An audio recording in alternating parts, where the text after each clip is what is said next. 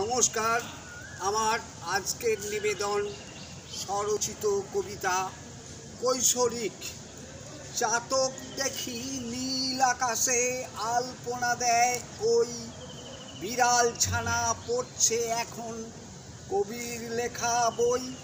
কোন গোয়ালে ডিম পেড়েছে পাড়ার পাতি হাঁস, বাঘ মামা মাংস ছেড়ে খাচ্ছে সবুজ ঘাস।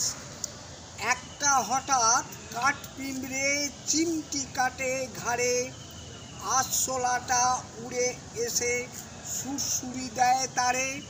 একটা বাঁদর গাছের ডালে লুটোপুটি খায়, বীর হনুমান কাটবে দাড়ি আয়নাখানি চায়।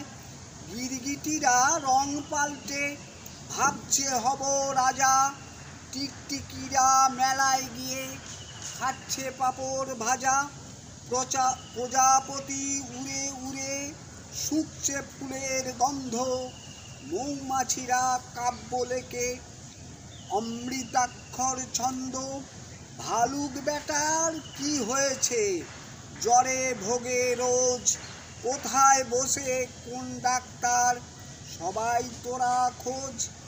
সিংহ যেন লম্বা ছাগল ডাকছে সড়ক পরে, ভালুক বলে থামরে বেটা ভুগছি ভীষণ জ্বরে।